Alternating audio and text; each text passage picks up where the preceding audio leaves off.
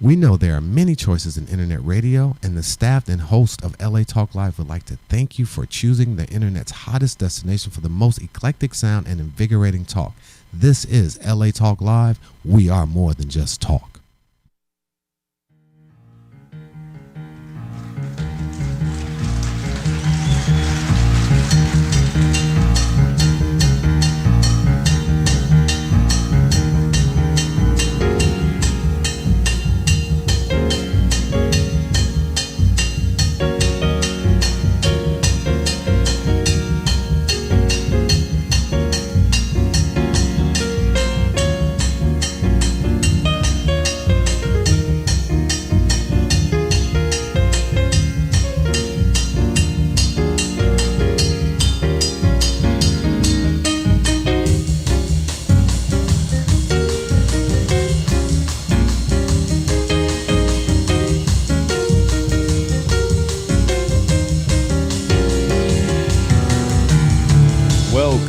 Ladies and gentlemen, and welcome to yet another episode of Speak On It with yours truly, Richard Karr. And tonight, a very special night. I promised you we've got some real special gents who are joining me to start the show tonight.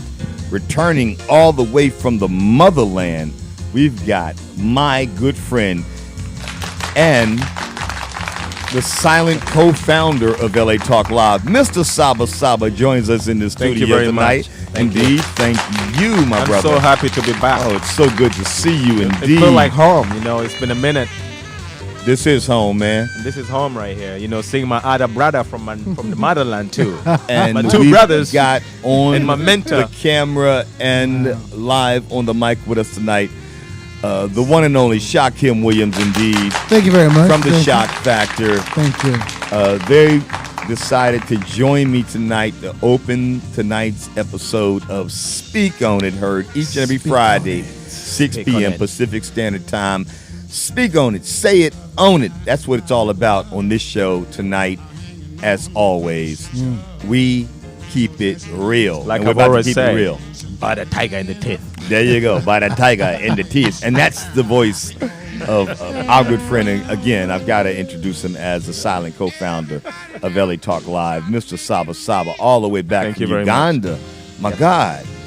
Man, so welcome back, my brother. It's so good to see you. You're looking so good swell. To be back. I know I'm looking good, and I'm feeling good to be back in LA. You look good, man. Oh, my God. And the first time I come back home. LA Talk Live, right here. LA Talk Live. Reality radio. Walked off the tarmac right down to the studios. I'm fresh off the boat. We are just outside I just came off the boat of LAX, indeed. I'm the only one who came back and can go back. That's right.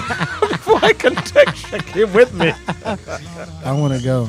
I was just saying, I was thinking about going somewhere in Nigeria, east, of Africa. Why Nigeria? Well, I was just saying somewhere around there. Because he don't know any better. That's why.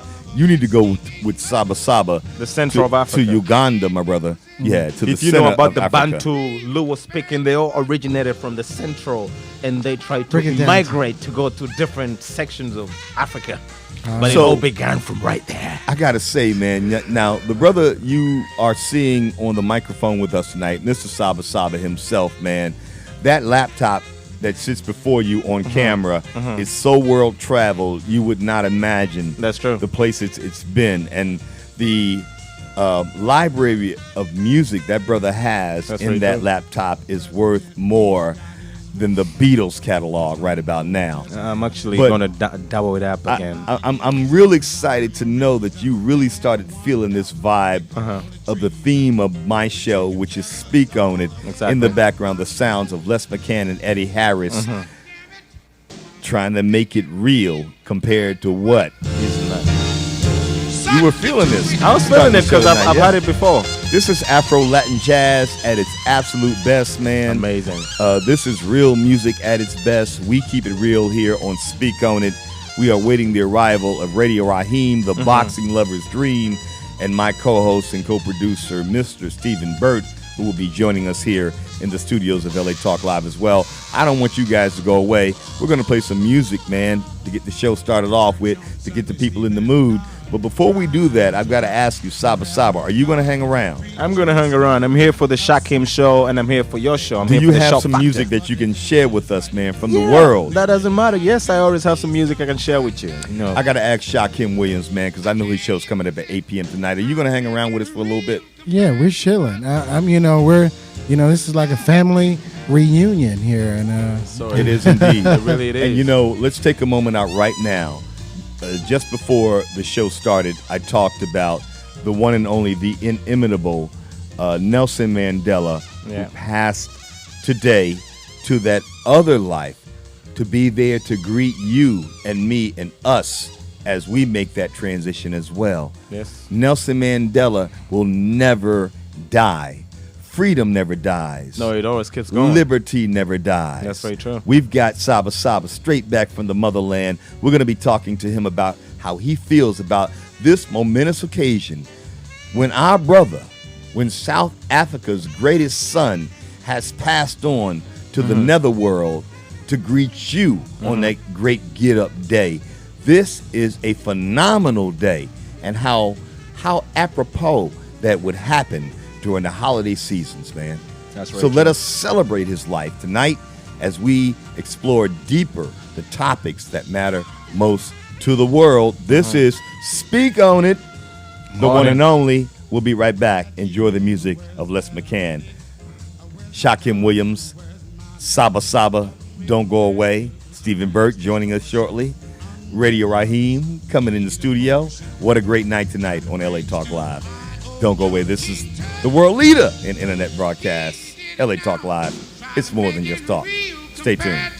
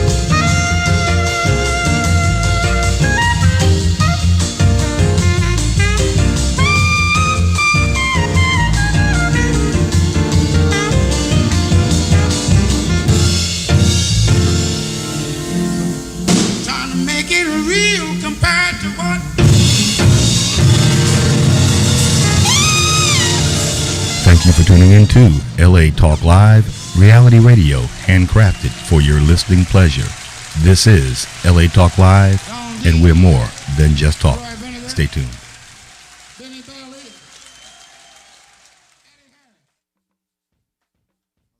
Hey y'all, I'm Shakim Williams, and I'm the host of The Shock Factor here on LA Talk Live. We broadcast to the world every Friday at 8 o'clock Pacific Standard Time. Live music, live performances, we're just live. Chef Momo, Life MC, Diana, and once again, your host, Shakim Williams. So come join us every Friday here at LA Talk Live, the world-leading broadcasting internet radio station.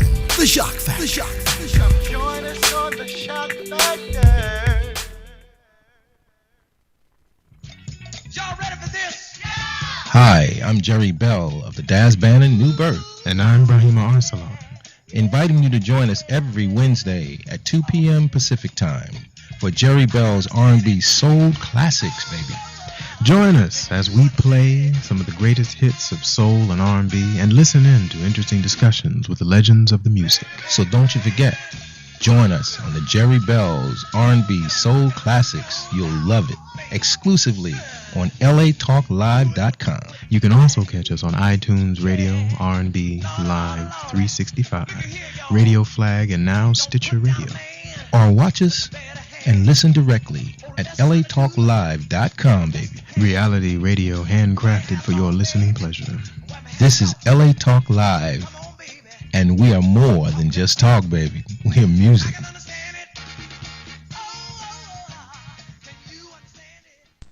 Season's greetings. This is Richard Karr, station manager at LA Talk Live, and I just wanted to take a moment out to thank all of our listeners out there who helped to make LA Talk Live the internet's newest and hottest destination for beautiful music and invigorating talk. And I wanted to send out my heartfelt holiday wishes to all of our listeners worldwide and wish you all the very best of holiday seasons. Here's to peace, prosperity, and good health in the new year. Thanks for listening to LA Talk Live, and thanks for your support. Happy holidays to everyone.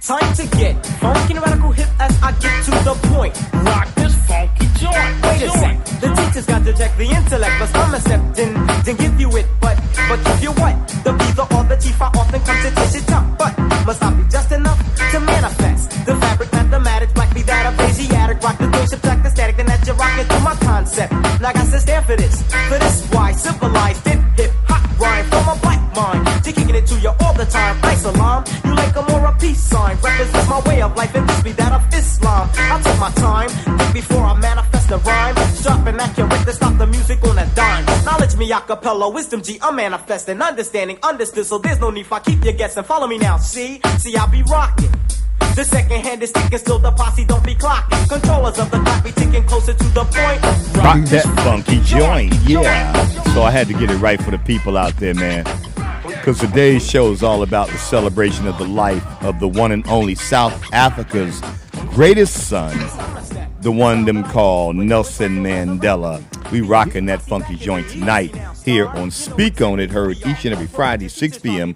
Pacific time, exclusively on the world leader in internet broadcast, LA Talk Live, more than just talk. We're celebrating tonight because we have our friend, our brother, back from the motherland, Saba joins us live in the studio, man. What a momentous occasion. I'm so happy and to be here. Also joining me on the mic tonight, we've got my main man, future partner himself, looking real fly in the fly-ass glasses, Shaquem Williams from the Shock Factor, coming up later tonight at 8 p.m. Pacific time here on LA Talk Live. I would love to hear his perspective and his, of Nelson Mandela, what it meant to you, Saba. I know you were, I don't know what, in the 80s and the 70s. Mm-hmm. He got out, in 86 or something when he got out of jail? That was, I think, in 1990. 1994 or something. 94. 94. Yeah, it was the 90s when he got out. When he got out in the 90s. What did that mean to you when you saw what was going on in South Africa and you were in Uganda? It was a different experience. You wouldn't understand it because by then I didn't even know what racism was. So I just heard about it in South Africa because as Africans, as Ugandans, we were not allowed to go to South Africa. It was one of the countries that you had in your passport that. What do you mean? This is the place you're not supposed to go to. Really? Yes. Weren't allowed to by your parents or by the government? No. As in by the country. The country could not allow us to go to South Africa. Are you serious? Yes. Speak on that. Speak on it. I am speaking on that.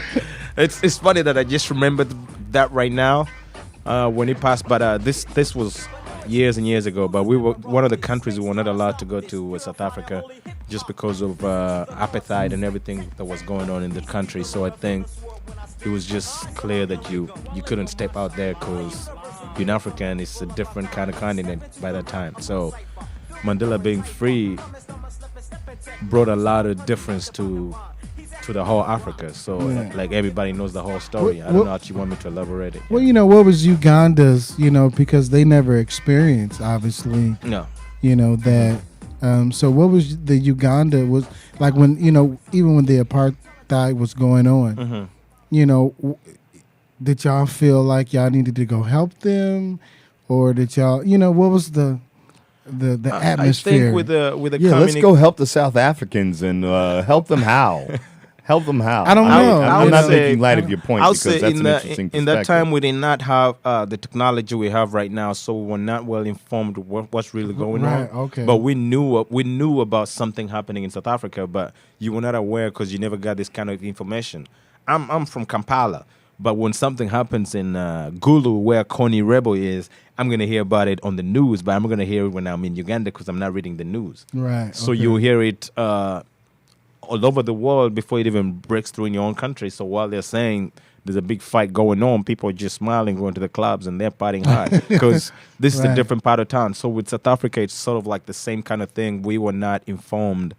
I knew more about Mandela the more I went on growing up, but I Yeah. did not know how much he was going through until I Right. read about it Yeah.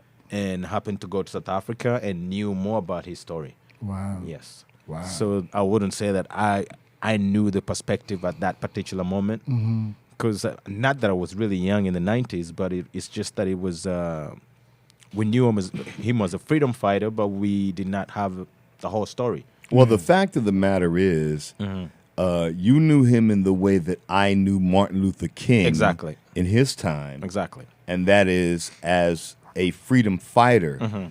As kids, we weren't all that clear on how to relate and how to connect with this immortal icon as he walked the earth, and even when he didn't walk the earth and serve the time. Some very memorable moments in the news today, and yesterday, photographs I watched and witnessed of Barack Obama with his daughters and his wife standing in the very prison cell that Nelson Mandela served time in. Exactly. 27 years incarcerated for fighting for the very cause for which he was inevitably released and eventually became president of, and that is freedom for Africans in their native land. Exactly. But I can totally understand how you feel about it because of what it meant to me when Martin Luther King was assassinated. Thank God we still had all of these extra years to enjoy the life and legacy and the work of Nelson Mandela.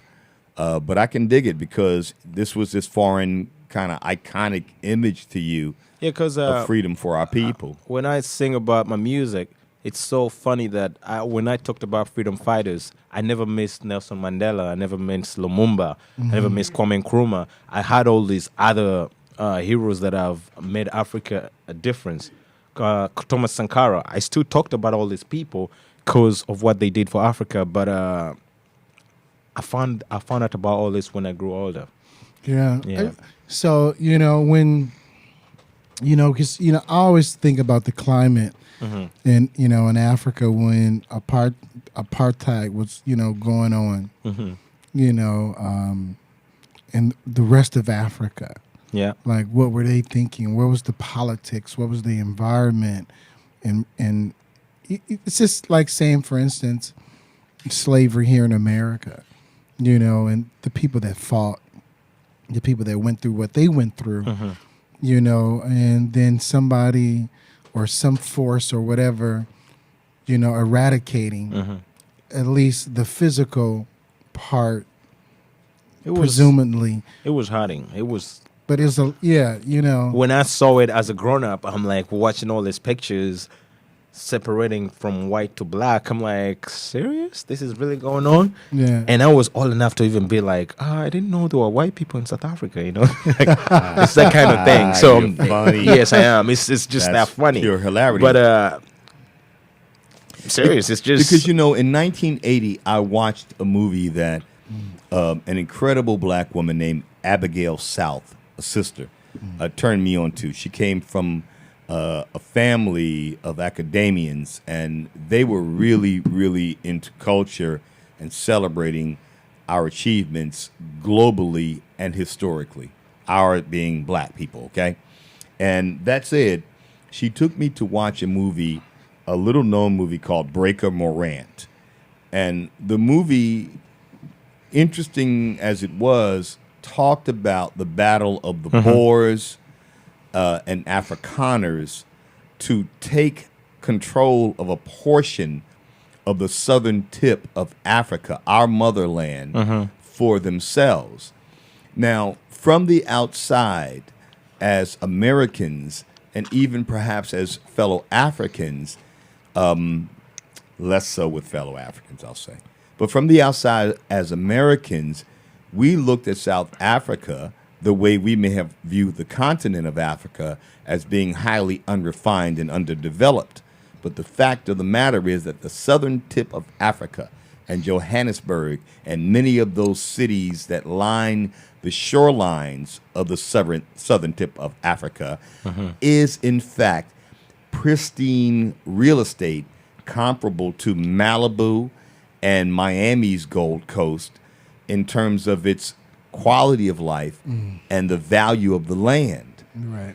But this movie helped make me aware of the struggles of the indigenous brothers and sisters who were in fact born and raised from the blood, earth, and land of South Africa, who were eventually oppressed and colonized by so-called Afrikaners. Yep.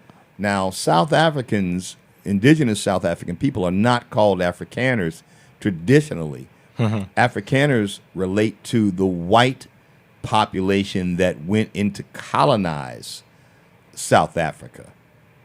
Am I correct on that? You're correct on that. Thank you very much. So that said, it was difficult for us to really understand why that struggle was so significant, not just from a racial perspective, not just from a social political perspective, but even from an economic perspective and a geographical perspective, why it was so important for people like Nelson Mandela and his sacrifices, what it meant for us to see in our lifetime, before we were even as free, a man once oppressed who eventually became president of such a great, great land. You know, you think Pardon my about rant. you think about it, all of it in the historic, put it all in the historical perspective. There's a lot more, wheels turning to this whole dynamic of that. South Africa was, if not probably the last stronghold of Western tyranny on the continent of Africa. We all know that, Africa was split up because of the French, the British, the Portuguese, the Portuguese. Dutch. The list goes on. The English. It's a long Brits. list. Wow. And again, that takes you back to what happened in Rwanda. The genocide is because Belgium separated the Tutsi from the Hutu, telling the Tutsi that you better. So that's what brings about genocides all over, just because of people separating people in a certain way. And it's crazy. And we have that going on in a lot of different countries. And that's one of the reasons why I was asking you earlier. The climate, when you have one of the last strongholds, this Germanish, mentality coming in, in South Africa, and, you still have majority, South Africans that rule. I mean, not rule, but that's there. And you have the small, although they have the guns, they have the explosives, they have all these things, that they're holding these people under tyranny. And my point is that, it's just your perspective, and knowing what, Mandela did, because there were more, there was, you read about Steve Biko. Yes. Biko and Stephen stuff like Biko. And that story, that galvanized There me were as so a many, child. Watching that story of So much struggle, so much pain, so much tragedy. It's a lot. It's a lot of amazing stories that are coming from Africa, and there's a lot of heroes that have really changed the face of Africa. And these are the names that we keep mentioning all the time, just to remind us that these are the people who put us in place to be able to come from Uganda and can travel to South Africa and back, and South Africans can come back. And going back to South Africa, I think when you listen to the music right now, it's their music has already been so creative and so aggressive in bringing their inner feeling with their soul because of what they went through. That's what makes them make music. Because I remember one thing about some musicians, when they wanted to talk to their people, they spoke through music. Right. Because they didn't want the Afrikaners to listen to what they're saying, so they could sing. But it's a meeting, but they're singing to everybody. It's like yo spirituals. And they know we're going to meet at a spirituals. certain tree, and we're going to talk about this. And that was amazing. Yeah, it's like the old Negro spirituals that Exactly. they call Negro spirituals Did he at the say time. Negro? Well, yes, unfortunately, that's what they Negro call it. say Negro. I didn't hear it. Now, Saba, let us take a moment out to acknowledge who you are. Thank you. The fact that we in fact met many years ago. Exactly. When LA Talk Live first got started. Was a baby. Yep.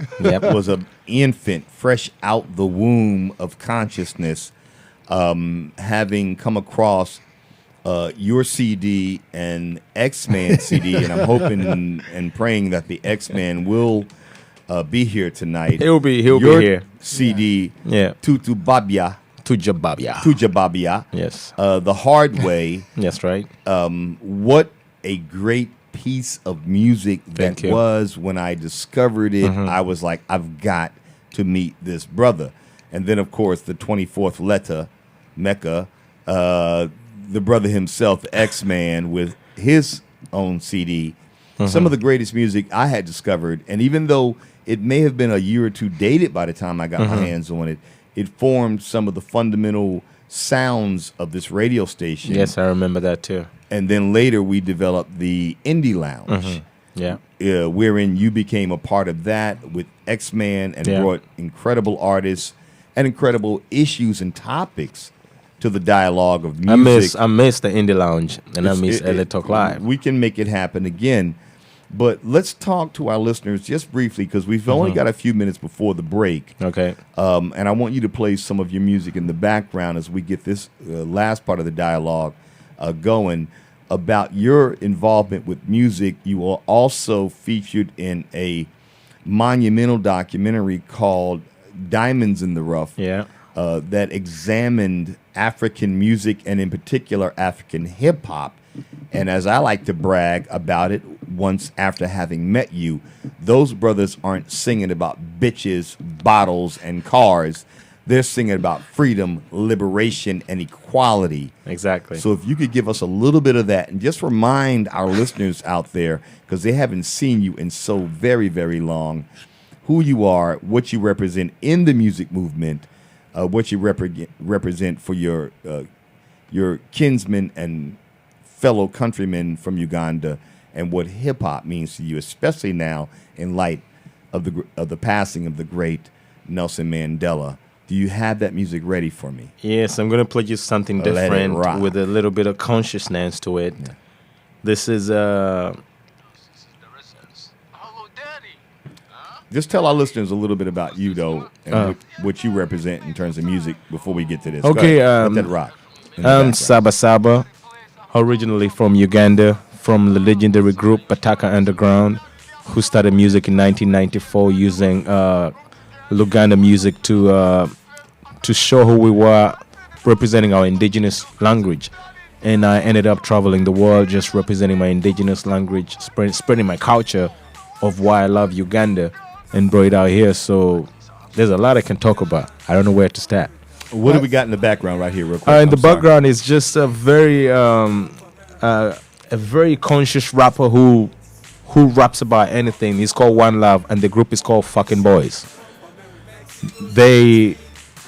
This song is called Help America, so they want to help America. They're originally from Ghana, and these are my brothers that I've known for a while. So he's talking about immigration and deportation. He's talking about all these things that Africans come to America because it's the land of the free, and we come out here and we're on the 9 to 5 and we're walking like whatever. So that's what he's expressing. All right, let's give that a listen. We're going to go to the break real quick. We've got Radio Raheem, who's joined us in the studio tonight as we await the arrival of Stephen Burt. Let's get these brothers connected globally, worldwide, accessible in over 150 countries. TuneIn Radio, Radio Flag, AHA Radio, iTunes Radio, and iTunes Radio 2. Live 365, LA Talk Live, Tampa, Oakland, Boston, New York, St. Louis, Houston, Seattle, Miami, Atlanta. Stand up. More from Speak On It coming right after this. Some original music in the background. Sin, check it. No more jobs. You had corn, now only cobs. Wow, you had McDonald hamburgers. Now you McDonald are just some beggars. Even welfare couldn't fare well. Obama stands at the stairwell, bidding farewell. Back to Kenya to seek refuge in Somalia. In his full regalia, he's now eating thalia. Sweep your White House before you mop mine. Instead of revolution, you say you're occupying.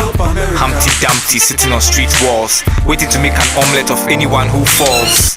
Alarm. Everything will be okay. You had the baker, the oven, and the whole cake.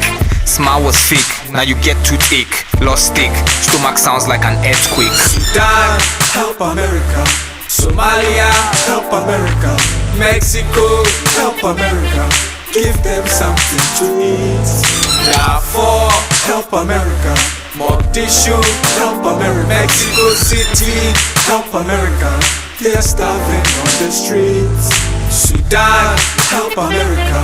Somalia, help America. Mexico, help America. Give them something to eat. Darfur, help America. Mogadishu, help America. Mexico City, help America.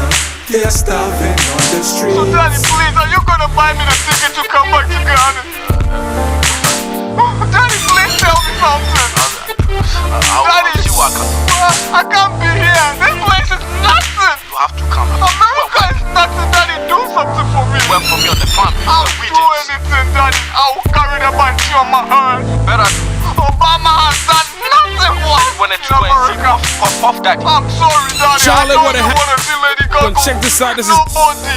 DJ They all Black. need my last coins.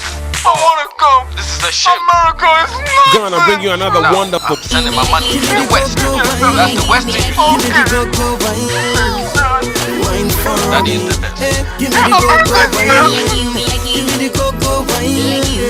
me the go-go wine. Easy wine for me. I walk in the club with my girls on my heels on. Look fly, all the boys wanna feel some. Club burning, me I be the reason. See the say I the change season. Yeah, I to blow his mind. Cost all the way, I to turn and wine. Never met a girl with a swag like mine. It's easy, baby, one of a kind. Girls winding, go-go dancer. Sick time and go-go cancer. Like a champion, no panther. Definition of a diva, I'm the answer. Make a holler to my girls, hands up. Big boys, let me see you put your hands up. Hey, boss, some mommy. I'm back with a bang, come share, mommy.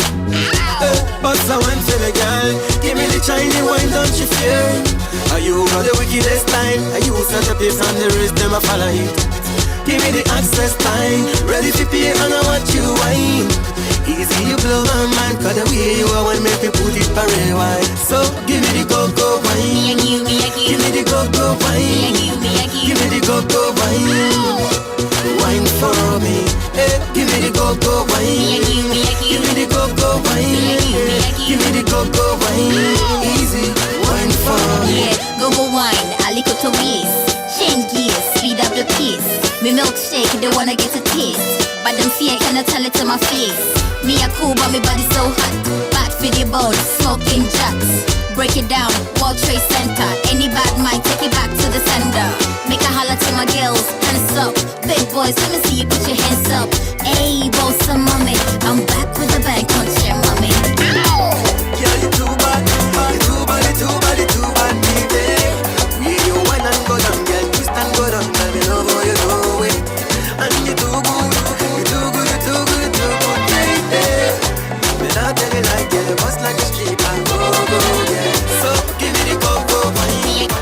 Hey Accra, this is Nicole Larry Parker and you're listening to DJ Black. Yeah, that's a boy. Let the music play on DJ Black. It's your boy Pat Lock, PAD to the LOC, aka the Majection Live with DJ Black on the hottest mixtape ever. Word up, word up.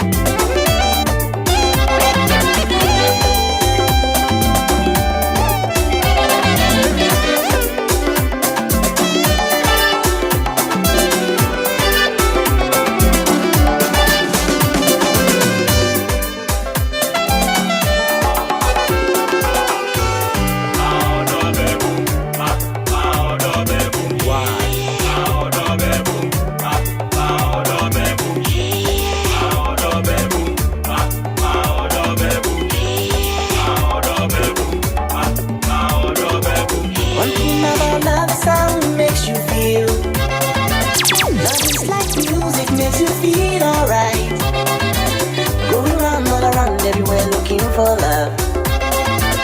I found someone that truly loves me. Hey. When you fall in love, you just don't know what to do. When you fall in love, and I really wanna let you know you want me. And I really gotta let you know you rule my life. Oh, be so me moon, to mention one camera. Oh, see the way she moves, and I'm gonna read you cool. That I really wanna let you know you want me. And I really gotta let you know you rule my life. You are number one, you my baby. And I want the one else for you, yeah. But you know you got me really feeling la la la. Baby got me really feeling tilly la la la. But you know you got me really feeling la la la. Baby got me really feeling tilly la la la. Reality radio, handcrafted for your listening pleasure. You're tuned in to LA Talk Live, where we're more than just talk.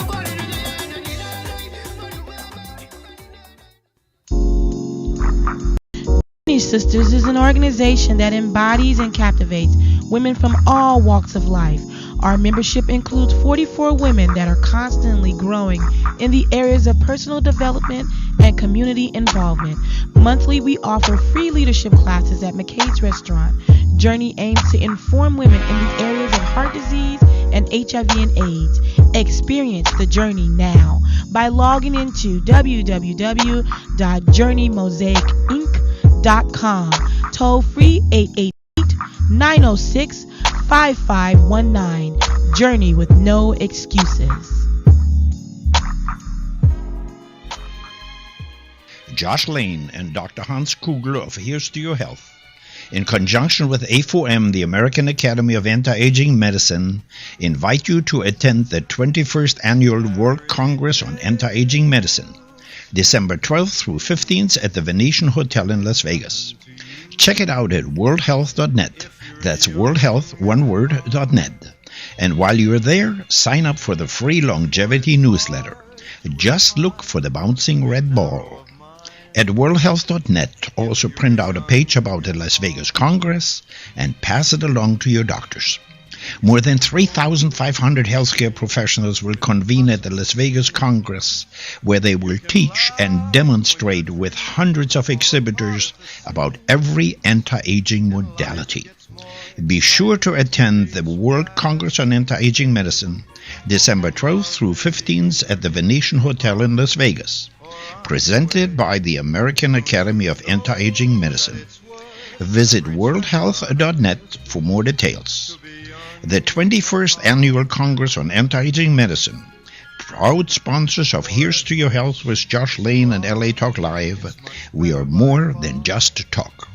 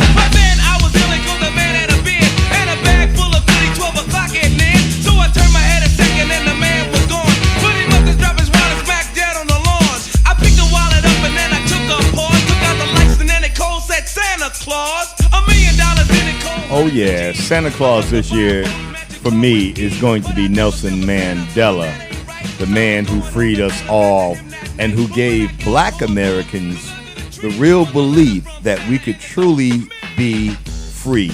If it weren't for that incredible brother, we would never have been able to conceive the notion of an African American president. Indeed. Yeah, in the background, the sounds of Run DMC. It's Christmas in Hollis and Christmas worldwide, and you are intelligently tuned to Speak On It. Say something and believe it and own it. In the studio with me tonight, we're very honored to have the return. You may see him on camera right about now. Mr. Saba Saba himself joins us live in the studios of LA Talk Live. Thank you. Indeed, indeed. Off cam for the time being, because you're going to get a chance to see enough of him tonight, is Mr. Shakim Williams of the Shock Factor. Yo. Yes, indeed. He's on the microphone at least. Get closer, if you will. But joining us is my esteemed colleague, returning after quite a hiatus, the one and only Radio Raheem joins us live in the studios of LA Talk Live. Yes, sir. Raheem, welcome back, my brother. I couldn't wait, man. I could not wait until we got you back here in the studio. Man, I've been halfway around the world. I missed the Halfway around microphone. the I world. missed the studio. I missed the family here. I'm glad to be back. You've been more than halfway around the world. You've been all the way to China. I understand that you were live on the set of the Pacquiao-Rios fight, one of the most important fights this year, I would say. Although Rios got his ass pretty much handed to him, and you said prior to the fight, and I am here to witness that he wasn't quite ready for Pacquiao. You were Right. absolutely right, my brother, and I know you were there. Tell us a little bit about yourself first, and then tell us what you saw. Tell our listeners how blessed we are to have you in the studio. Well, first of all, I'm blessed to be in the studio. I'm so happy that we've got this show. We put everything together, and the story I have to tell, I think, is compelling. Whether you saw the fight or not, what happened behind the scenes, what went on in China, the way Macau is constructed is something I've never seen before, and the experience for me was life changing. So I want to be able to share that with the audience and understand what's going on the other side of the world there in China. You know, it's not as I imagined it. I don't think it is as many people have imagined it that haven't been there. And you've got some friends and sponsors and family you'd like to acknowledge. Why don't we take a moment out to do that right now? Absolutely. You know, I'm coming out of Fortune Gym in Hollywood. You know, the method and the strategy there is go hard or go home. Big ups to Fortune Gym. That's a good one. Go hard or go home. Go hard or go home. You've commented before on my conditioning, Steve's as well. Well, that's how we get it in shape down there at Fortune Gym. It's a boxing gym, obviously. That's where I'm working out of. Obviously, And, not aerobics boxing. As No, I like it's to call that real hardcore fake shit. That them cats be in boxing. the You want to gym know how to doing. fight. You want to know how to do what we do. You want to know how to do it like a professional. That's where you want to be. So, with that said, you know, the guy who owns that gym, his name is Justin Fortune, and he was Pacquiao's conditioning coach. Wow. You know, and during the streak of wins when Pacquiao blew up as a success, it was Freddie Roach in his corner as his training coach, and Justin Fortune, who the gym is named for, Fortune Gym, was his conditioning coach. So most people who saw this fight saw the dust up. You know, Freddie Roach has Parkinson's. He's the most celebrated, famous trainer in the business. And he's a 55-year-old guy, world famous, who hired a conditioning coach to replace Justin a couple years ago. And that guy got fired and joined the Rios camp to condition Rios. Okay, obviously he was a failure at his job, and the word on the street is that Justin may be headed back to the Pacquiao camp, which we're all hoping for with our fingers Really? crossed, because that's where the most success was. But this guy had the nerve to actually kick Freddie Roach, a 55-year-old man with Parkinson's disease. I saw. Did you see that? Video footage on that, and I could not believe it. And now I know who you're referring to. Right. Forgotten his name. Alex Ariza. Oh my God! It got really ugly. Frankly, there were some racial epithets thrown across the room, not just from the aggressors, who I would say would be the Rios camp, but also from the mouth of Freddie Roach himself about Mexicans and Jews that he later regretted saying. Well, yeah, you know, I heard the Mexican part. Now, I didn't hear the part about the Jews myself. Oh, I've got the replay. Let's go. No, I'm only kidding. Let's go to it right now. But, you know, what I say in boxing, and most people that are in a gym environment, there's a lot of testosterone flying around. In a moment like that, a lot of things are said. I've heard a lot of things said in the boxing gym. I've been at Wildcard. I walked in there when I was 18 years old. You know, that's where I got my start. And like I said, he hired Justin. Justin brought me into Fortune. I've never seen a shred of any kind of racism from either one of these guys. Me neither. The idea that you would put your hands on a guy like that, and that's when everything was said afterwards. And then mock him for his stuttering and what have you. That was pretty. So they did succeed in getting Freddie, I think, to come outside of himself and just say things in the moment that really I can attest to personally is not in his heart. There's no excuse for talking that way, but fortunately in this particular instance, I've known the man over 15 years, and I've never seen anything that would make me think what was coming out of his mouth was coming from his heart. And Radio Raheem, for those of our listeners who are tuning in for the first time, at least on tonight's episode of Speak On It, you are in fact an authority in the boxing game. You've met and talked with and interviewed every big name out there right now. You know Freddie Roach well. So you're not just speaking from an outsider's perspective. You've been behind the scenes with him, and you know him well. And I appreciate you sharing that with our audience, because I would not want to hold that against Freddie Roach. Right. I'd want to believe that he doesn't have a racist bone in his body. He's trained so many great athletes in his time of so many different backgrounds and ethnicity that I can't imagine that he's got a beef against Mexicans or beef against Jews, because those were the comments and epithets that he hurled. Get that Jew out of here was the last comment he made, and something about the damn Mexican.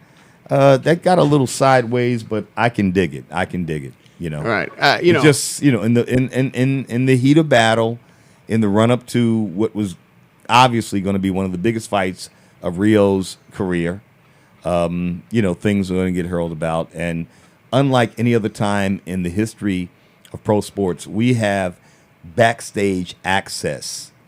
And the fact that you can curse on cable TV, you've got real live backstage access to what really goes on. And thanks to you as well, because of your access to some of the greatest athletes in the game right now in boxing.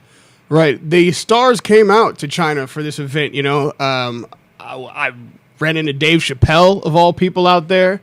Dave and I got on record. We did an interview. Freddie was a part of that. Freddie and Dave go back a little ways.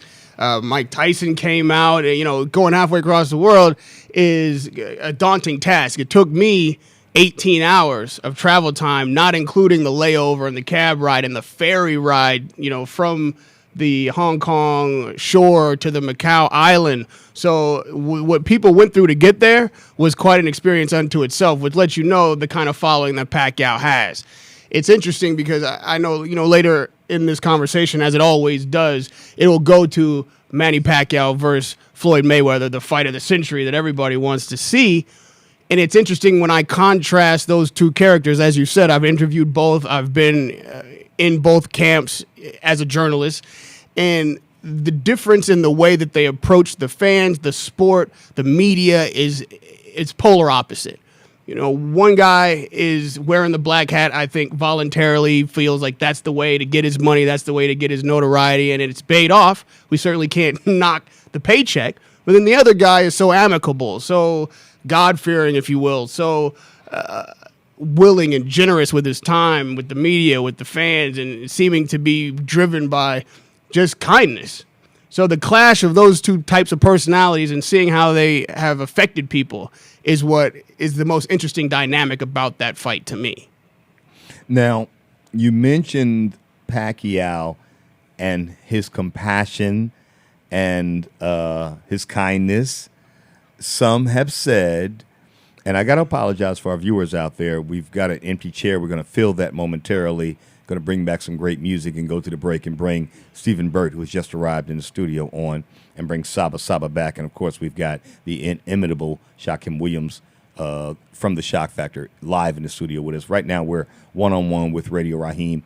I was so anxious to get you back in the studio to talk about this. And, again, my comments about Pacquiao and the question as to whether he has still – and I don't think you can doubt him from this last fight, but does he still really have the killer instinct to become the world champion again? Now, To me, at the end of that fight, and I did see it a week later, I did not pay for the fight. That says a lot about pay-per-view and what's going on in terms of boxing and one's willingness to want to pay to watch Pacquiao fight a relative journeyman like Rios. So I did not pay for it. I waited that 1 week and checked it out on HBO for free. There was a portion of the fight towards the end where Pacquiao did back off a bit. And I would challenge anybody from Max Kellerman to anybody at ringside, including Roy Jones, to say that he didn't. And I think I heard some comments to that effect as I began to fade out, knowing that the fight was already in hand. Well, fortunately, Rich, your man was on the scene. And I knew let's talk about that what you saw because I saw the same thing, and I asked the question. Pacquiao has, as only Radio Raheem would, as only Radio Raheem would. That is my calling card. I'll ask the question that everybody wants to know the answer to, but is afraid to ask, and that was the one. Are they afraid because they're scared to get punched by him or something? No, but in a way, you ask a fighter if he has a killer instinct, then you're basically asking him: is he washed up? Is he gun shy? Is he afraid? It can be taken different ways. So everybody wants to be liked on the other side of the mic. I just want the answers. I just want the truth. And because of the relationship, I felt comfortable doing that. So with that said, I did pose the question, and his response, I think, was quite candid. He admitted that he had gotten careless in the Marquez fight, which we all remember the knockout and the vicious nature of the knockout when he was winning the fight up until that point. So he did admit to employing some caution in the later rounds, knowing that he had the fight handily won, not to take any unnecessary risks. But at the same time, he said it was compassion. What can we say? The man believes that he's an entertainer, that he is there to give the fans everything they paid for, but he's not there to hurt or try to kill someone. And when you see the damage that Rios sustained, when you see his face after the fight, much less 20, 30 minutes after the fight, once the swelling got a chance to really take hold, he was a beaten, bruised, battered individual. And if Pacquiao had gone for the killer punch, it may have actually been the killer punch, or at least the coma punch. We've only, 3 weeks removed from a fighter having gone into a coma after a fight. So that's not the kind of guy Pacquiao is. It's not because he didn't have the ability. He was aware of the ability to maybe knock Rios out in the 11th or 12th round, but the aggression and the vicious nature that it would have had required for him to go for that kind of end, I don't think he does possess, nor do I think he has ever really possessed. That's never really been his thing, trying to hurt a guy. Beg to differ there, Radio Raheem. That may be true, but having been trained as he is uniquely in boxing in the art of Muay Thai, you might as well, and this is not the case, but you might as well say Muay Thai means no mercy, because they don't cut anybody slack once they get in that ring. They will kick your teeth out. They will break your arm. They will hurt you to end the fight. Now, Pacquiao comes from that background, and I remember seeing a more vicious, a more aggressive, a more assertive Pacquiao. And, you got to wonder that, is it Senator or Congressman or Congressman Pacquiao, especially having gone into what Muhammad Ali describes as the dark room of being knocked out, how he might be able to relate to the violence of prize fighting. Because, and you said this, and I got to take you to task about this, Radio Raheem, before we go to the break and bring attorney Stephen Bird on. You yourself said that, the notion of being kinder, gentler, the congressman and what he deals with uniquely as an icon of his country. How does that impact? How does that impact some of what we see in the ring right now? And will the old Pacquiao, the Muay Thai Pacquiao, ever come back? Well, you make a good point. Early in his career, I understand how you assess his tendency to go for the kill. But I would suggest to you that it's for two things have changed since that time. he was a very one-dimensional fighter then. Okay, good point. He wasn't a boxer. He wasn't taking guys into the late rounds, outboxing them with speed and footwork and angles. He was very aggressive, leaping in. His lead left was basically his money punch, and he had to knock you out because he wasn't going to be able to outbox you. So that was the way that he found victory. Secondly, he hadn't found Jesus. All right, now he is a very devout Christian now that he, in a way that he certainly wasn't then. And both of those things play a factor. So now he's finding himself later in rounds with a guy beat up but not broken. And now he has the ability then to switch gears and take that vicious approach that he had as a young man once the guy is beaten and worn down.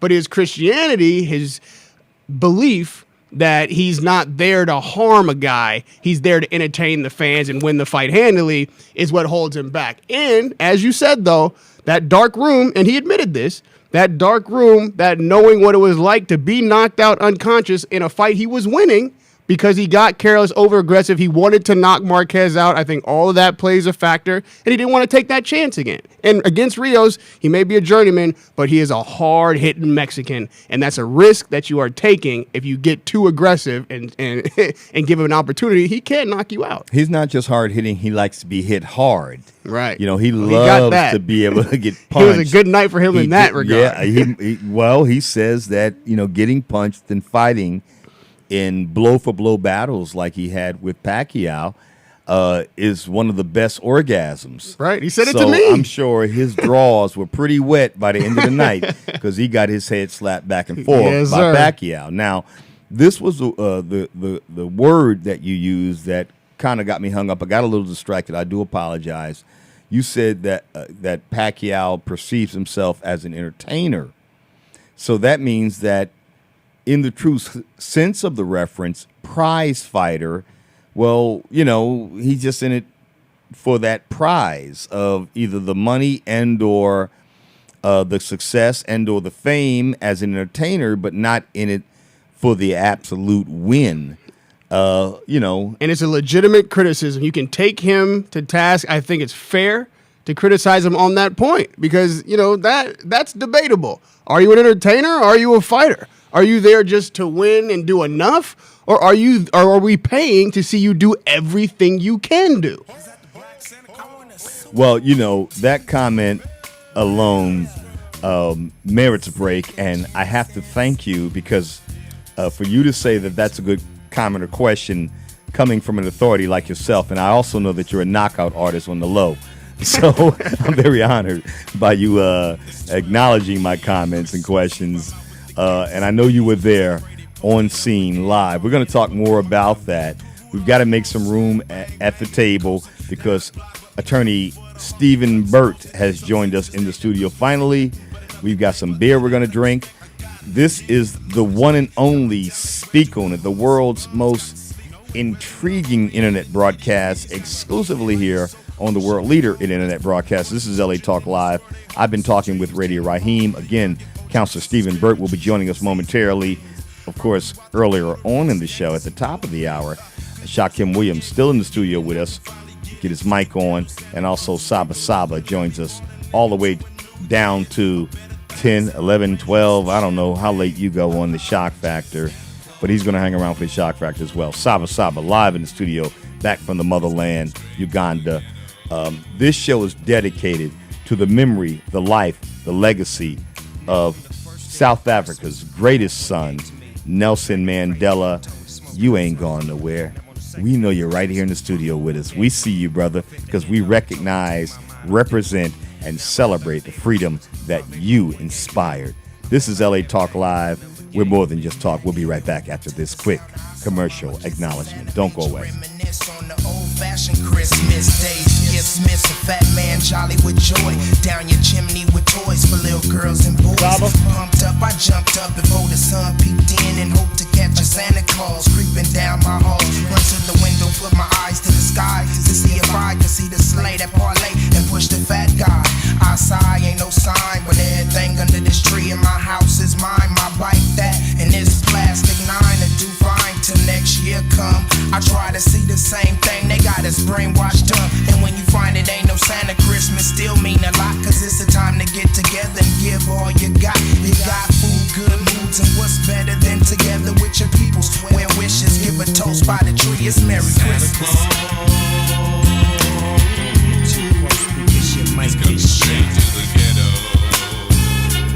Welcome to the ghetto. Santa Claus on the ceiling, Jack Frost chillin', Pinch the Grinch for being a holiday villain.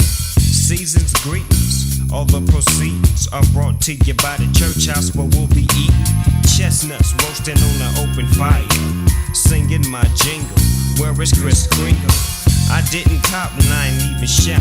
I even stayed in the house when the homies tried to sneak me out. Now all I want for Christmas is my 6'4" Chevrolet and a granddaughter for her grandmother Beverly.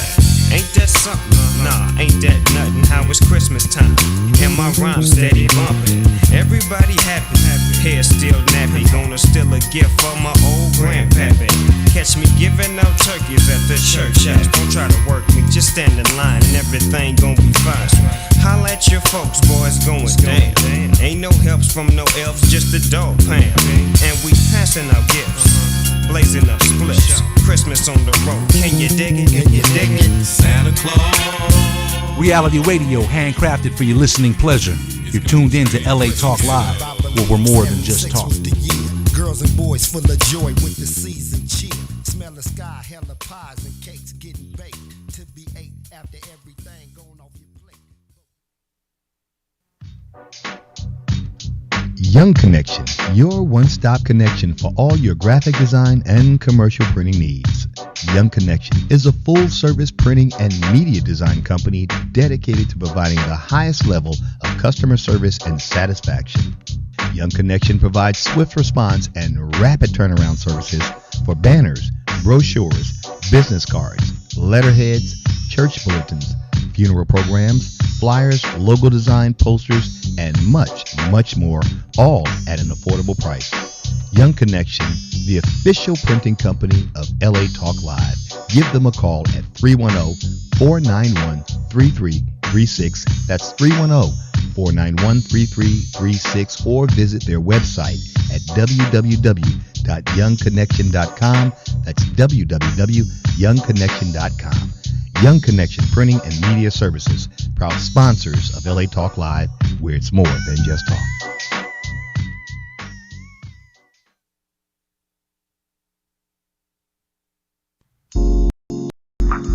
Journey Sisters is an organization that embodies and captivates women from all walks of life. Our membership includes 44 women that are constantly growing in the areas of personal development and community involvement. Monthly, we offer free leadership classes at McKay's Restaurant. Journey aims to inform women in the areas of heart disease and HIV and AIDS. Experience the journey now by logging into www.journeymosaicinc.com. Toll free 888-906-5519. Journey with no excuses.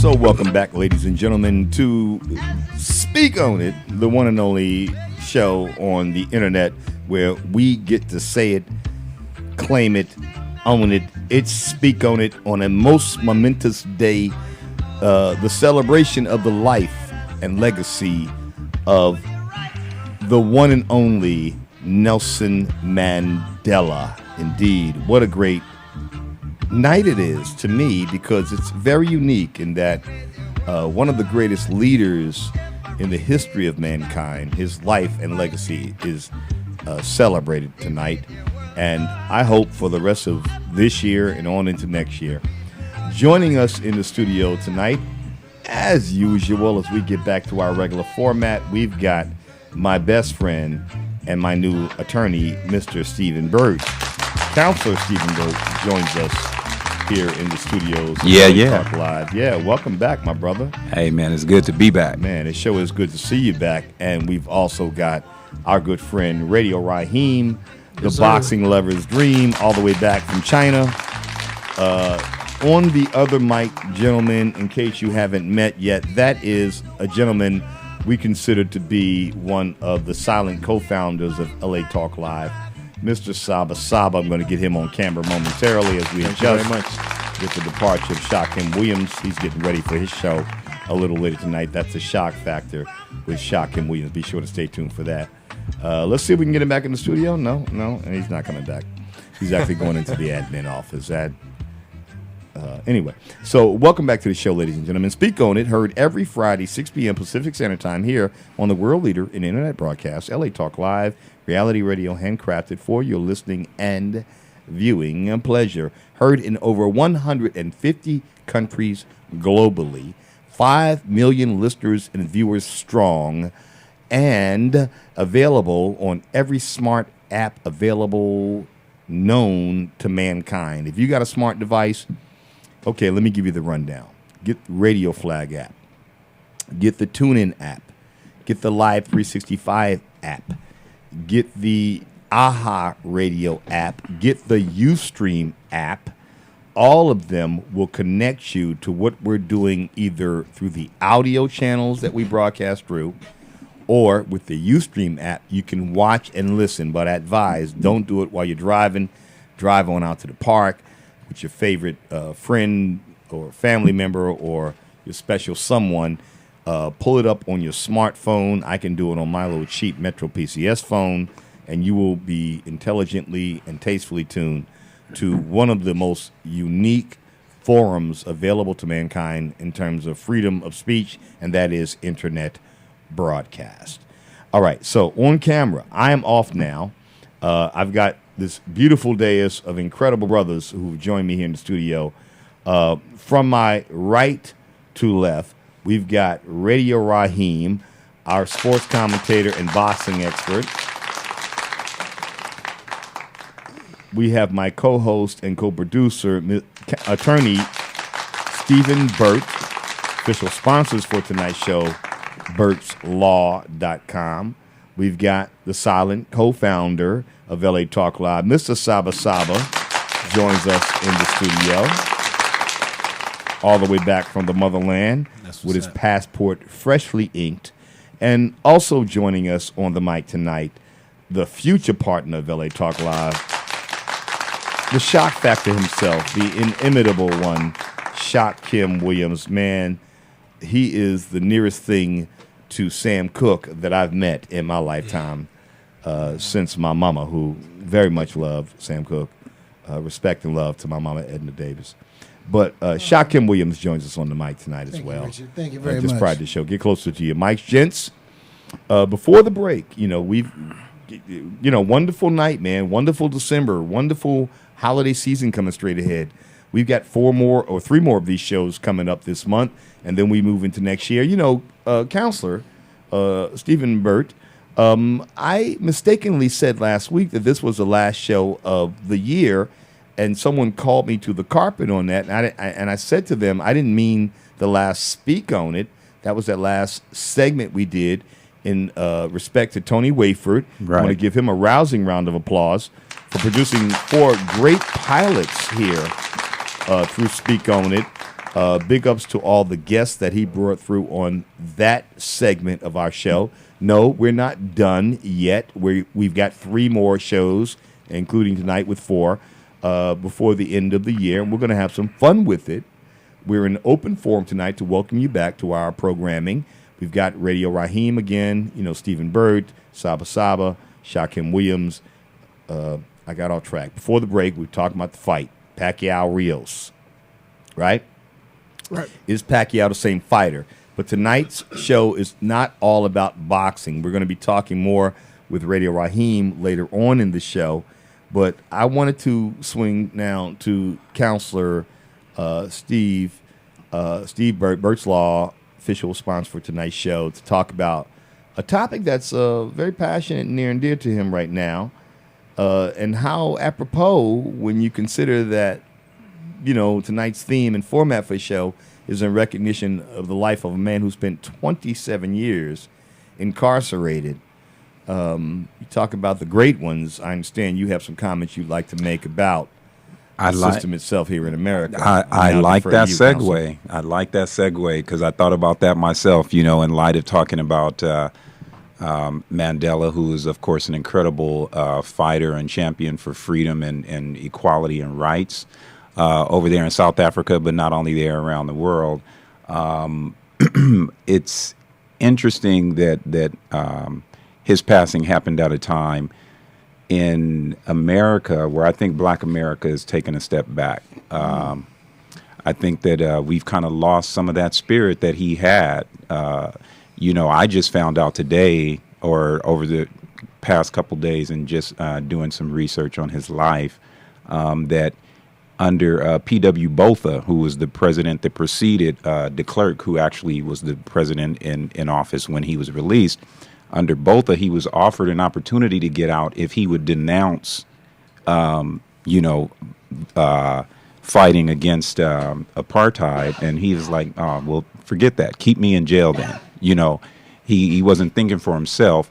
And that resonated with me because, we have definitely a self mentality over here amongst blacks today where we think that freedom is based on my personal advancement or whatever, and not realizing that if we're not moving together as a collective to undo some of these systematic barriers, then nobody's really going anywhere. And Counselor, that's a very well stated but little known fact about the fact that Botha, Prime Minister Botha, offered freedom to Nelson Mandela. He turned it down because he would not renounce his fight for the end of apartheid and separation in South Africa. Right. And that's a forgotten fact, in fact. Yeah, and I think it's great a that you key. bring that up. Yeah, I think it's key. Fact. Yeah, absolutely, because it really speaks to who he was. It wasn't about just his own personal well-being. He was really about the cause, do or die, ride or die, like people like to say. We have this saying that goes around now talking about people being about that life. Well, when you're willing to stick in jail because you're not going to renounce what your beliefs are, that's being about that life. And that's being about more than just himself, but about a real cause that for all of his people. So having said that, you gave me the intro to talk about, my my personal passion that I have right now. And that is dealing with the incarceration system that we have right here in L.A. County. Of course, it's not different, all across this country. But, I'll be very candid. A lot of people find this interesting or troubling or whatever because I am an attorney. But I actually spent some days in jail. You got locked up within the last few months, and you of got course, popped. It was on a traffic ticket, and spinning the county. Yeah, and it was kind of a dumb tax on my part because it was something that I could have taken care of, but and so I'm not lashing out to the system in that extent because it's something that I could have avoided if I had been more diligent about handling my business.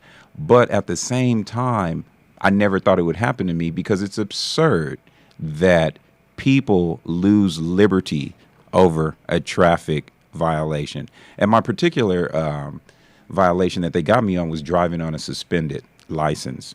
And the license was suspended over something that was BS that like I said, I could have taken care of. So I'm acknowledging that. But one of the things that I want to ask for particularly people of color to ponder is, why is it that the system decides that somebody who has a suspended license should be locked up? What threat do you pose to society by failing to pay a fine? If I may. Please do. Ladies and gentlemen, Shaquem Williams of the Shock Factor. Thank you very much. Friday. Super Rich. And, this incredible panel of incredible men, black men, coming together, on Speak On It. And I want to thank Richard Karr and LA Talk Live. But, once again, I was asking, when he was talking about the boxing, was it, is it about the person that's actually, they love boxing. They love it. This is their life, what they do in comparison to somebody that's getting money. That's, the money makers from this. We talk about a system, you say, why are you going to losing your liberty? Well, when you signed that certificate over your driver's license or even your car, you already signed over your rights right there. And if we don't realize that when we sign that certificate, whatever certificate, naming for whatever, you're giving somebody else permission to put you in jail. And that's the unfortunate reality of what we're dealing with when it comes to us not really understanding what's actually going on. This money-driven society. When it's based on incarceration of, we have the most incarcerations in the world. Including South Africa. In its apartheid prime, didn't have the same rate of incarceration that we have here. Say that again, counselor. That in the very heart of apartheid in South Africa, the rate of incarceration here in the United States now is higher than it was during apartheid in South Africa. And if you want to take California and LA County, as a separate whole, it's even higher here. And then if you want to even segue that, if you want to take it amongst blacks or amongst Latinos, it's crazy. It is an apartheid system. So I think one of the questions you ask, why? All right, why is somebody losing their liberty for, something so simple as an infraction, for that matter? Yeah, a nonviolent infraction, as Counselor and I talked about this offline prior to tonight's show, that someone can be arrested and put in jail with murderers, rapists, worst. The worst of the worst, side by side, when all they did was maybe missed a bill. Failure to pay a fine. Failure to pay $100 and something fine. Now, like I said, I'm fully acknowledged that is a dumb tax for me for not handling my business. Is it though? But nevertheless, got to challenge that because I'm not saying I deserve it. I'm gonna charge that to the game. Yeah, right. I'm not saying I deserve it. I'm saying I could have avoided it. Right. Okay. I'm not saying I deserved it. Yeah, I mastered it. Yes, but here's the thing, and I want to challenge you on this, Shock. You say it's about money, but this is what they lost. Now, because I didn't pay that fine and it advanced to warrant, this was $1,700 that I owed. Mm-hmm. They would rather lock me up, take away my liberty, than let you. That wipes that debt. So that $1,700 that I once owed, that I now no longer owed, plus the cost that it cost them to incarcerate an individual for 5 days. 5 days. Did they put out a bond on you? I don't know what you mean by that. Well, every case, right, in America, that, when they come looking for you, they create what they call a bond for you. Meaning that when you said why, I want to go back a couple of steps, not to digress. But why is because they have if you look on NASDAQ or the Dow and Jones, whatever, they have prisons or incarceration centers that they're trading and making mega billions of dollars on, right? First.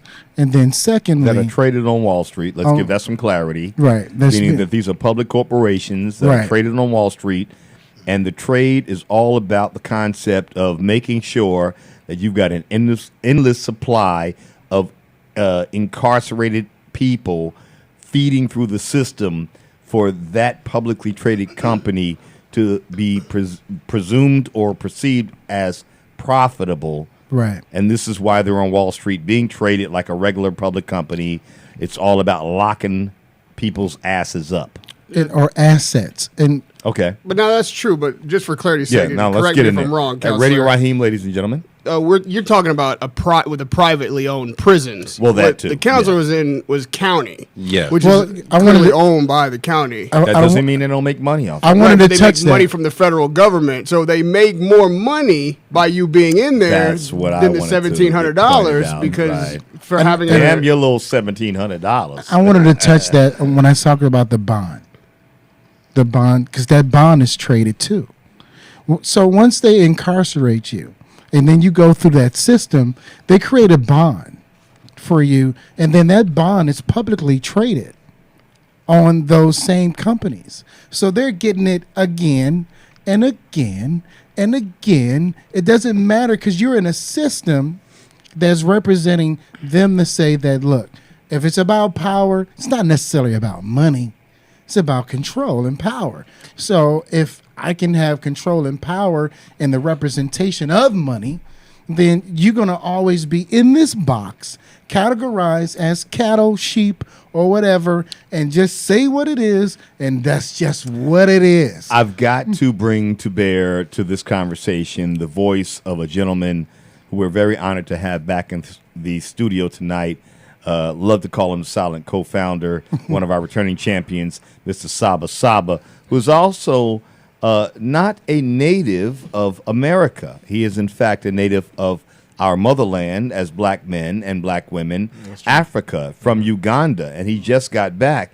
I want to give him a rousing round of applause. Thank you for bringing your ass straight back home to your mama nim. This LA Talk Live. Exactly.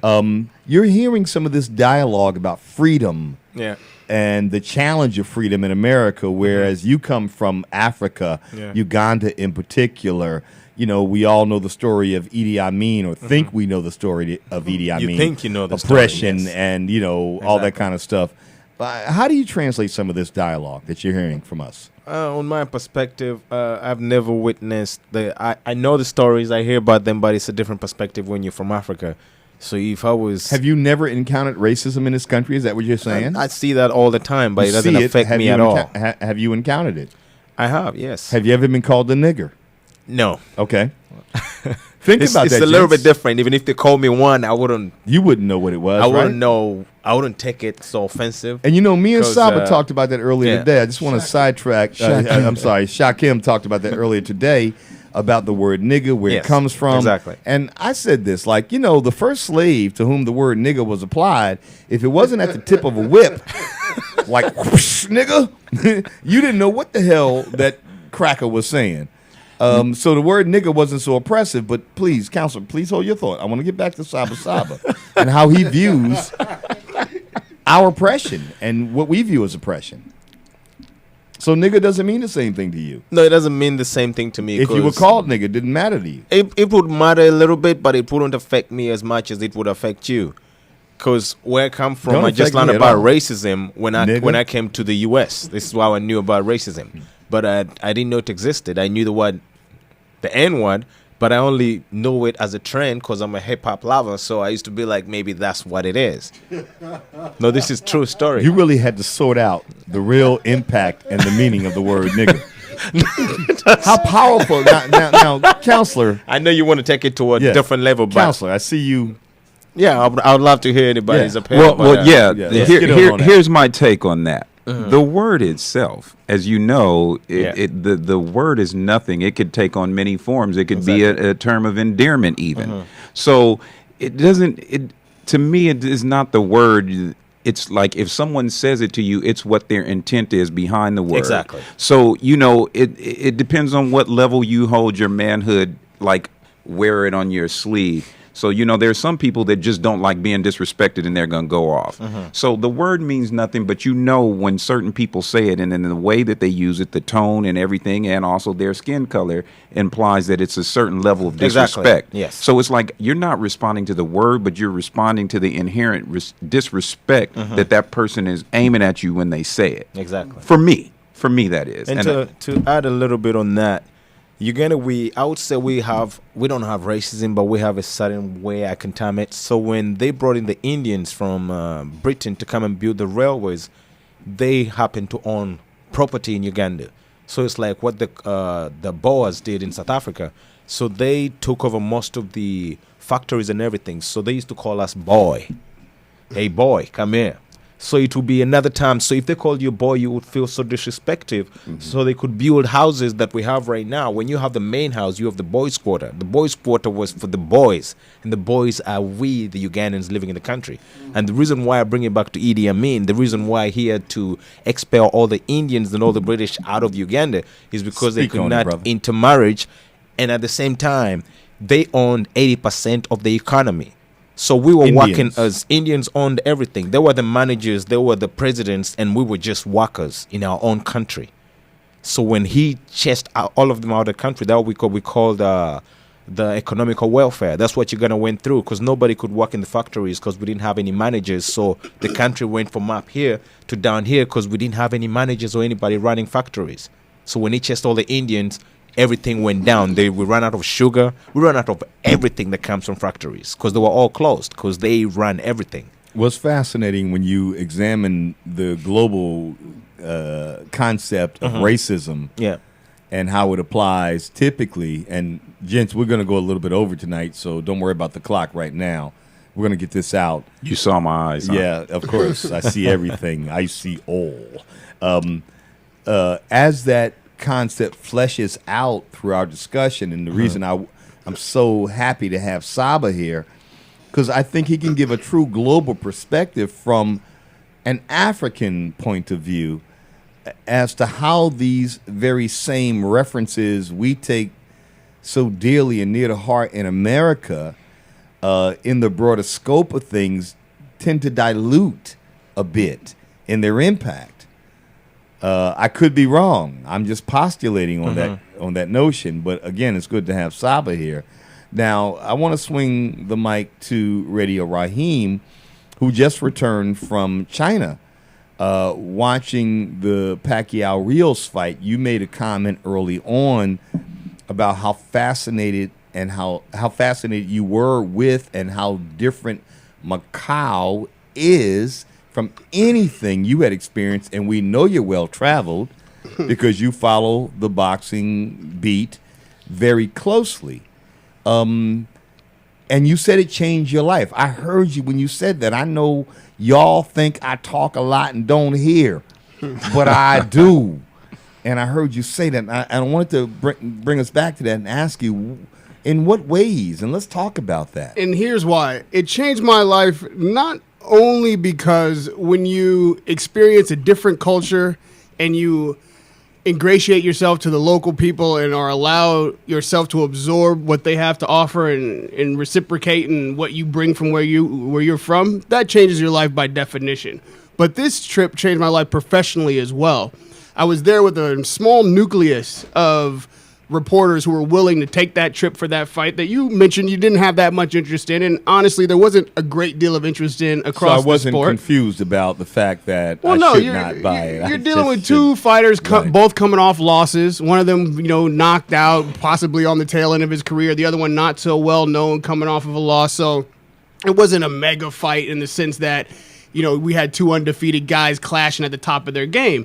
No one knew what to expect. So to ask someone to travel 18 hours on plane, not including the layover and the cab rides to see an event like this, or pay $70 in their living room, is a tall order.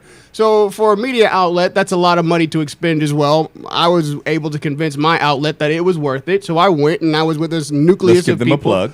Right, I work for Max Boxing and Seconds Out, and like I say, I work out of Fortune Gym in Hollywood. So when I got there, it's a very competitive atmosphere. I'm a very competitive guy. So everybody had the same opportunity to get their stories, but just like the video you saw with the Freddie Roach kick, my story became the one that became paramount. That's the one that's everywhere. I was on the grind, literally 20 hours a day. I went back to my hotel and slept for 4 hours. I got back up and went back to the press room. Wasn't nothing else to do in Macau anyway, right? No, there were several things to do in Macau. Okay. My bad. That's next week's episode right? of Speak On. Man, it's like Vegas on steroids, right? Exactly, and that's the other thing I'm getting to. What they did was they took the best of Vegas in the sense that they laid these lavish hotels out, exactly as you know them in Vegas, but without the grime and filth of Vegas. They made it brand new, state of the art, the same floor plan. It's built for tourists.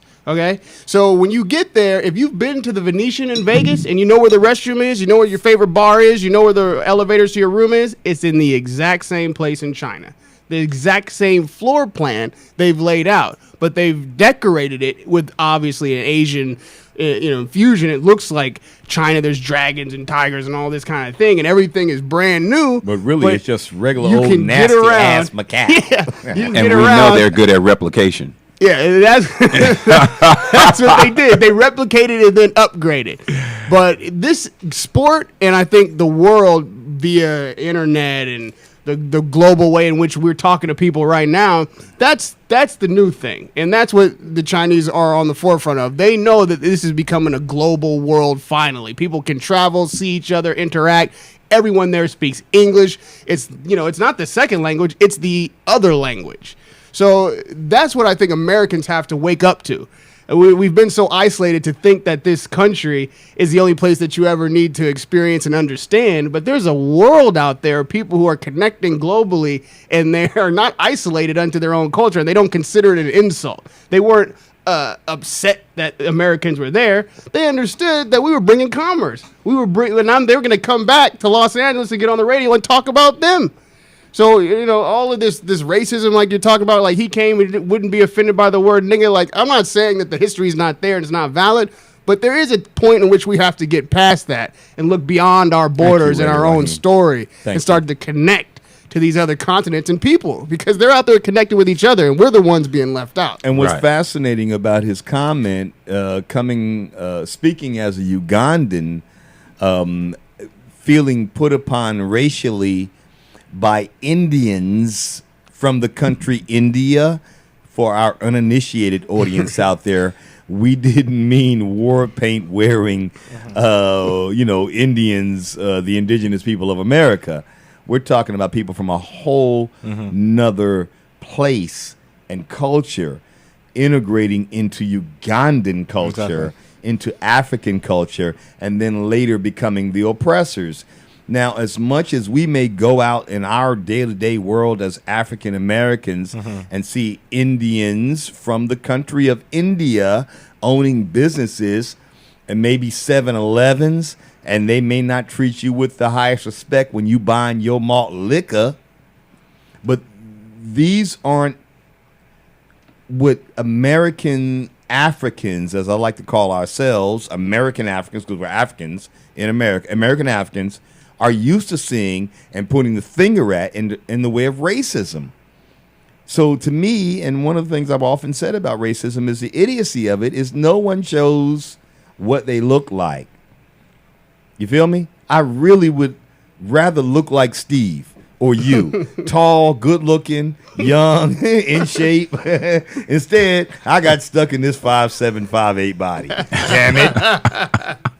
Shaquem Williams has a voice that I would love to have, but I was born in this body. That's the idiocy of racism and hating someone because of what they look like, because, hell, they didn't choose it. Right. You feel me? Right. So, again, bringing this back full circle, and, we're running out of time. Man, what an exciting show. And I know you had a lot more you wanted to address when it comes all down. good. We got time. We got time. Because, the next show is at 8 o'clock. We can push all the way past 8:05. But no, I just mean, I just mean in perpetuity. Right. You know what I mean? This ain't going nowhere. So this whole issue of racism in the context of an era in which we have witnessed the life, the legacy, and now the passing of an incredible human being like Nelson Mandela, who fought against racism all this time. We've got Saba Saba all the way from the motherland. We've got Radio Raheem, who just got back from China. In the context of this now, it's very intriguing to consider this, especially with what you wanted to talk about, Counselor, in the moments we have left, and take your time with this topic. The racism as it applies to African-American and brown men in this country and their oppression through the system, the court system. Right. And when I asked that question about why somebody who failed to pay a fine is incarcerated. That really was a rhetorical question on my part. Yeah, because you knew why. Yes, you knew what it was. Of course, I know why. But like I said, I want the people to ponder it. I want them to really understand, because I think if you realize what it's all about, then I think it would fire some people up. And I, led into it talking about that spirit that Mandela had, and I think that's something that we all can benefit from in this country. I think it would generate some more of that spirit if you realize you're being targeted. Your behaviors are being targeted. Like I discussed with you, Rich, and I talked to Radio Raheem about it. Really a person who's speeding is a much greater threat to health and safety in society than someone who failed to pay a fine. But if you get stopped for speeding, they're not locking you up. You know what I mean? And that's they're because you a big ticket. They're writing you a ticket. Going to jail. You're not going to jail. You didn't renew your license because some dumb because shit like who you got to look at who's doing these these behaviors. Like when they go after the people who fail to pay a fine, they're oppressing a certain segment of society. There's another segment over here. They're going to speed. They're going to do whatever. But when they get the fine, they're going to pay the fine because they have the resources and they have the means. And this system is intended to keep those who have in their position of priority, and those who don't have, to keep them down, because capitalism, and I'm not a communist, I'm not a socialist, anything. I mean, I'm an entrepreneur. I get it. But the truth of it is, so we don't want to get shut down as a radio station. You know what I'm saying? Okay? We don't but the care. truth of it is capitalism relies on some principles Oppression. that are like a Ponzi scheme or a pyramid. It implies taking money and revenues from a bunch of people and taking it into one business or one person to make them rich, to enrich them. That's what it's about.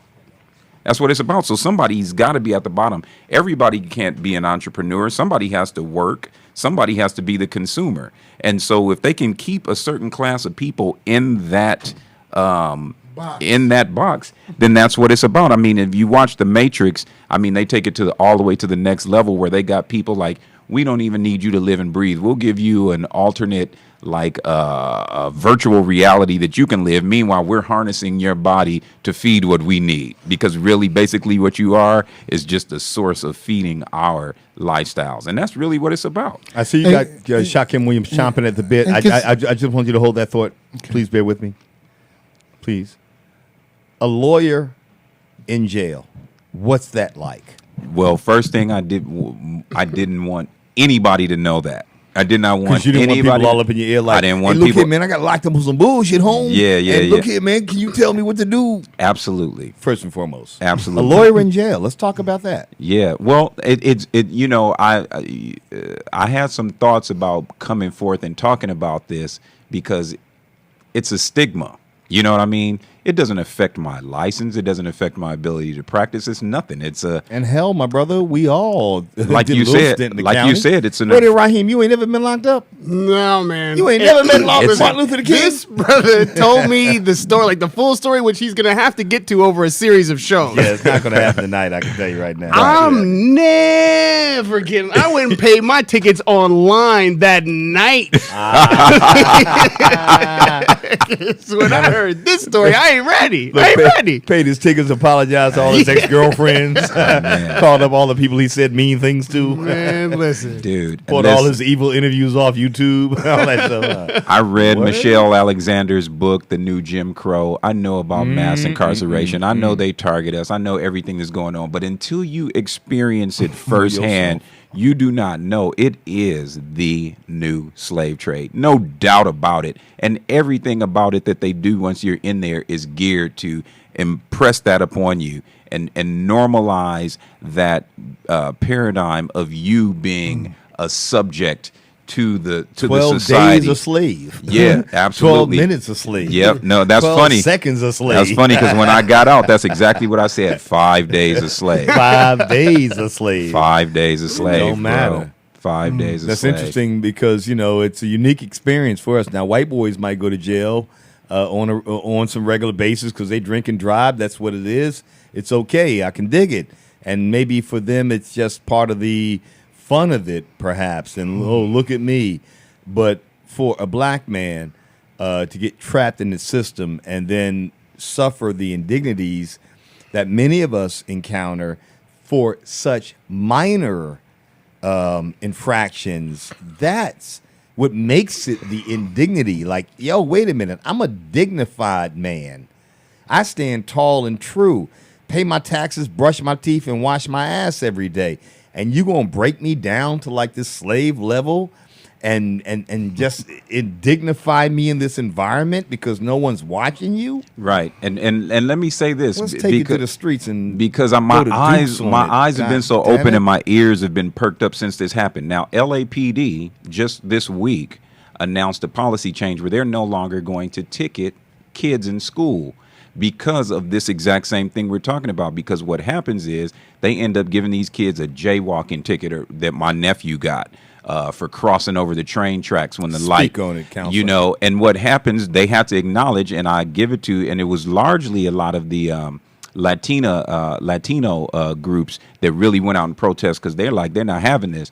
But what happens is these kids, they give them these tickets, jaywalking or hopping the turnstiles on the train or whatever little stuff, little knick-knack stuff the kids do, truancy, whatever. They get these tickets, they miss a court date, or they don't have the funds to pay the fine, and then it turns into a warrant, and then it goes up, and then all of a sudden these kids are trapped in the system. And the point that I'm making is you get normalized to that. Once they get you in there, if you have a pliable mind, a young mind, you know, and plus, especially since in the communities, in a lot of urban communities, there is some cachet involved with doing some time. You know what I mean? Like, you get out, you got your stories, you made some connections in there, and we'll get to this in later shows, but that was one thing that absolutely blew my mind, is that organic network. Well, speak on that, because you and I talked about that offline before the show, what you're witnessing and what you yourself identified, counselor, as a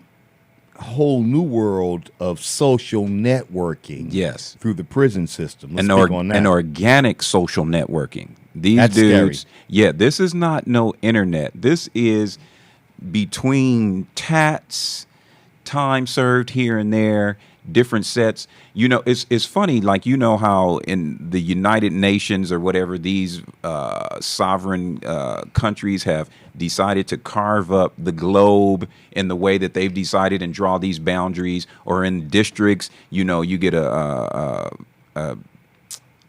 council that divides up a city into different council districts, or divides a state up into these different districts or whatever, and they go by those lines and those boundaries.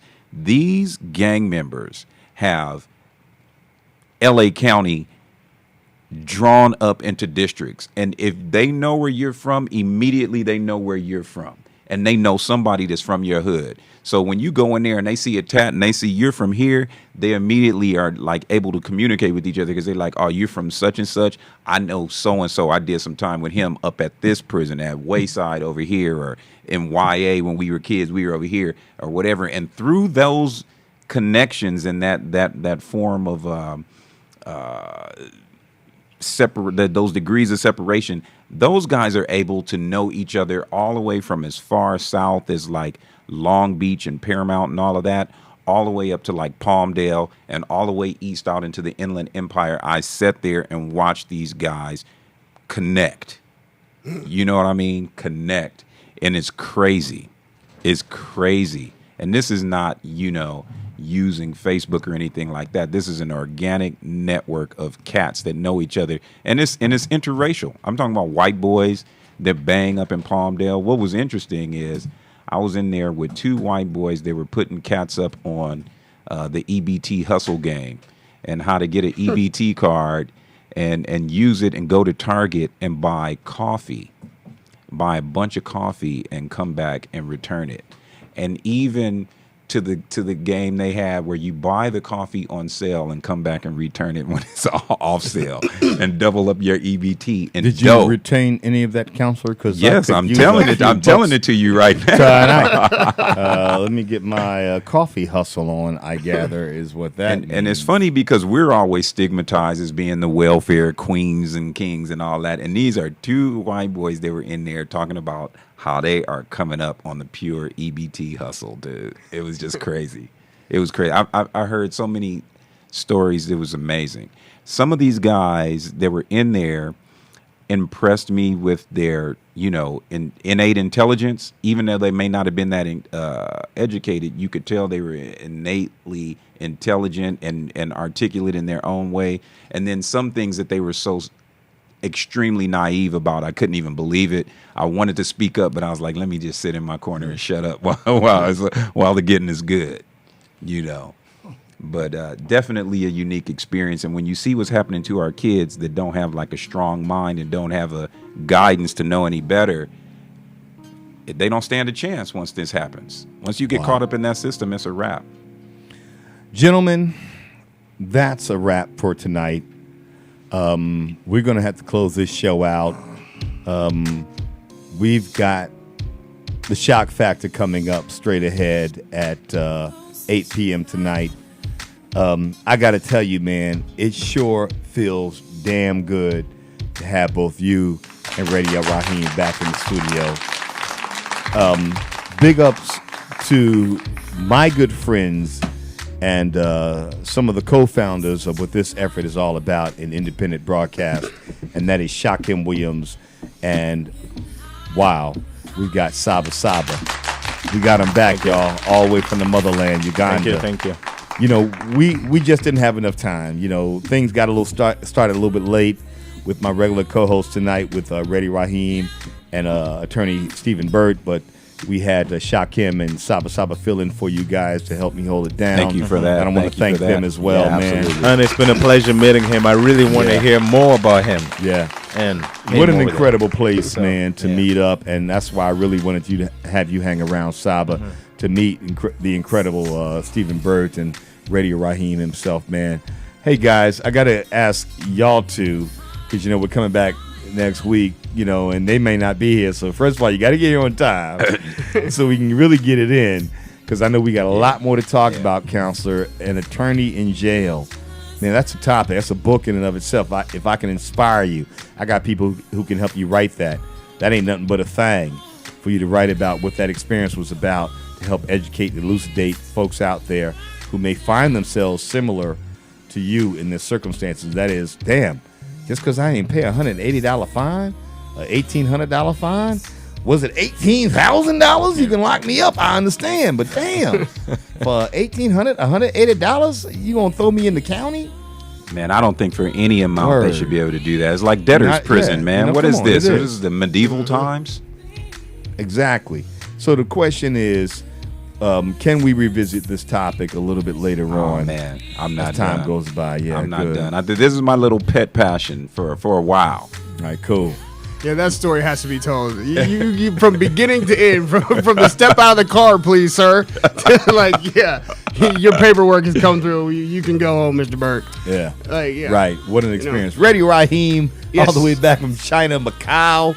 That's right. Man, there's so much. And I got to get mine in about Pacquiao too. Yeah, man. We didn't and Rich, we can't do much about your rugged good looks, man. I think you're a handsome dude. Thank you very much. But we can help you out with that 6-pack.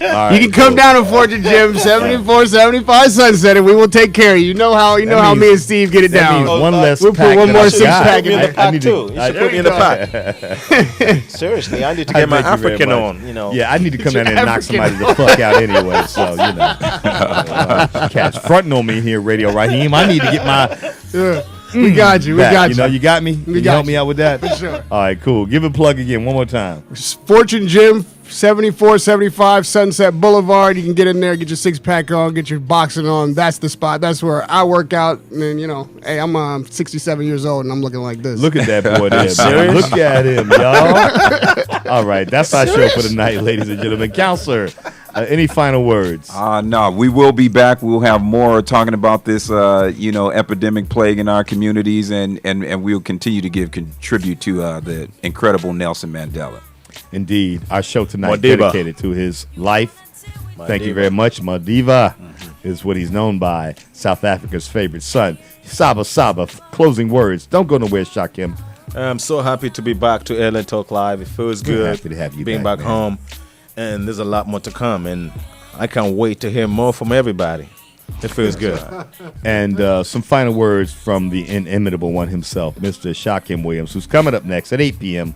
Pacific time for his own show, The Shock Factor, with Chef Mo, Life MC, Yeah, and man. the crew. We got the whole crew coming in today. I don't want to Equal the Wolf doing his thing tonight. The Wolf Den's happening tonight on Well, your the show, Wolf right? Den, we got some artists coming in. They're going to be performing. They're going to be talking, and we're going to be talking to them in reference to what they're doing with their careers and stuff like that, and how we can, at LA Talk Live, provide that vehicle, as always, to take them to their dreams, as always. So, look, tonight was a great show. Speak on it. I want to thank Thank you, Richard man. Karr and staff. Thank you. LA Talk Live. Indeed. Steve, you guys, what y'all talk about is so real, and we need to just talk about it more, expound on it, and realize the things that we have, that can bring us closer together so we can motivate ourselves into a better place. So, and once again, thank you. Saba, this is my brother right here. Oh, man, it's so good to see that. This is- I can't tell you. This is my Steve, brother. We're so happy to have that brother back, man. He truly is from the motherland. Trust me when I tell you, man. Look at He him. got some phone numbers for some beautiful African sisters in his phone right now. We're going to get together about that after the show. Be sure to stay tuned. We'll be back next Friday at 6 p.m. with the one and only Speak On It. If you say it, own it. Say something, why don't you? Damn it. Next week, we'll open up the phone lines. Let somebody else talk. What do you say, Council? That's what's All up. right. Ready, Raheem? Yeah, take Show them crew. collect calls. We're taking collect calls next week. From the Collect calls lockup. from the county. From the belly of the beast next week. Collect call. Be sure to stay tuned. That's Speak On It for the night, folks. Be sure to stay tuned for the Shock Factor. We'll see you next time.